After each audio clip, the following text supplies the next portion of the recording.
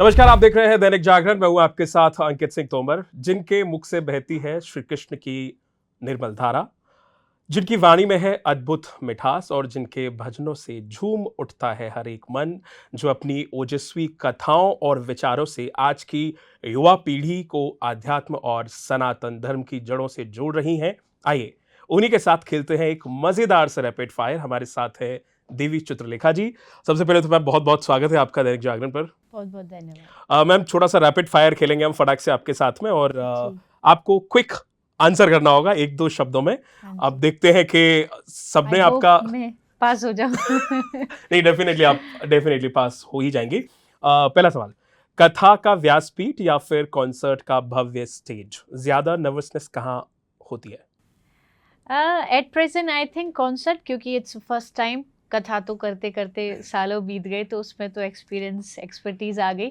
ये भी है तो वैसे ही, लेकिन हाँ। आई थिंक पहली बार है तो थोड़ा ज्यादा सावधान रहना पड़े। ओके, एक शब्द में, भक्ति संगीत और कॉन्सर्ट का फ्यूजन नया प्रयोग है या फिर समय की मांग है, क्या है? समय की मांग है, आज की जरूरत है। ओके, आज रात के कॉन्सर्ट का वो एक भजन या संकीर्तन जिसमें एक कोई भजन आप गाएं और वो गाने के बाद सारी ऑडियंस झूम उठे।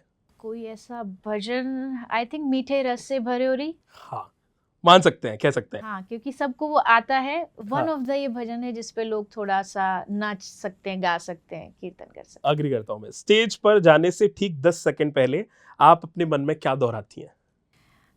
भगवान संभाल लेना। जो है वो आपके हाथ में, अच्छा बुरा जैसा भी है आपको संभालना है। ओके, शास्त्रीय संगीत का रियाज या दिल से निकला भजन? दिल से निकला भजन। शास्त्रीय संगीत का अपना एक ऑरा होता है, लेकिन कई बार ऐसा होता है कि जब आप स्वर से गिरते हैं, बट भाव आपको संभाल लेता है। Totally agree.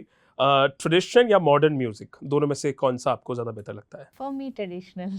Okay, Bhagavad Gita का सबसे पसंदीदा अध्याय या श्लोक जो आपको आपके। सर्वधर्मान् परित्यज्य मामेकं शरणं व्रज अहम त्वां सर्व पापेभ्यो मोक्षयिष्यामि मा शुच। मतलब मुझे सरेंडर हो जा।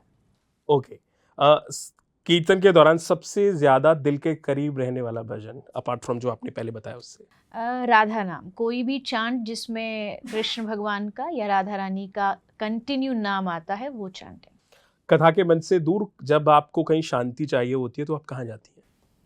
बरसाना, राधा रानी का जो गांव है जहाँ हाँ। पर, तो मैं वहाँ अक्सर टाइम निकाल के जाती हूँ। बहुत सही। अगर अध्यात्म के क्षेत्र में ना होती तो आज आप क्या कर रही होती? कोई दूसरा ऐसा कुछ काम होता तो? ये टफेस्ट है, क्योंकि मैंने कभी सोचा ही नहीं मैं इसके अलावा क्या होती। शायद अगर कथा से नहीं जुड़ी होती तो होती संगीत में, क्योंकि कथा के साइड में अगर मुझे कुछ पसंद है तो वो म्यूजिक पसंद है। ओके, खाने में सबसे ज्यादा क्या खाती हैं आप? सादा भारतीय भोजन, दाल रोटी सब्जी चावल। बीच बीच में कभी कभी जब चेंज करने का मन करता है तो पिज्ज़ा। अच्छा, कोई फेवरेट डिश है ऐसी आपकी जो कभी लग रहा है कि आज कुछ ऐसा खा लेती हूँ? सबको बोरिंग लगती है खिचड़ी। सब बोले खिचड़ी कोई खाने की चीज़ है, बट आई थिंक इतना ज़्यादा बाहर रहते हैं ना कि मन करता है अब एक सिंपल सादा सी खिचड़ी मिल जाए। हाँ। आज के युवाओं के लिए शांति का सबसे बड़ा दुश्मन क्या है? सोशल मीडिया या over thinking? Over thinking. Social media हम भी चलाते हैं, लेकिन जब आप अपने थिंकिंग को कंट्रोल और बैलेंस कर पाओगे तो आप सोशल मीडिया चलाते हुए भी खुश रह सकते हो। चित्रलेखा जी के लिए एक शब्द में प्रेम का अर्थ क्या है?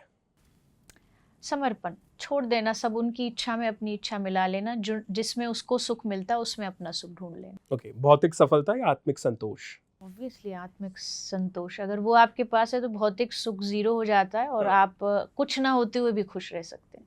आज के दौर में बिना सोशल मीडिया के अध्यात्म को फैलाना मुश्किल है या फिर नहीं है ये?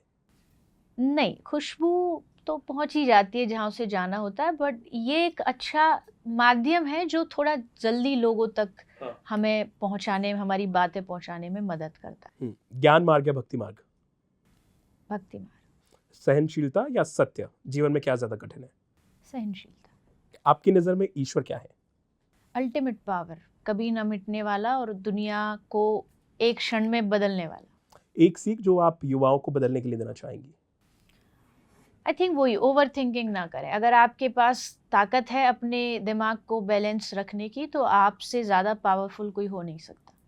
ओके, प्रेम का अर्थ एक शब्द में अगर आप बताना चाहें? प्रेम का अर्थ समझाते समझाते युगों बीत गए।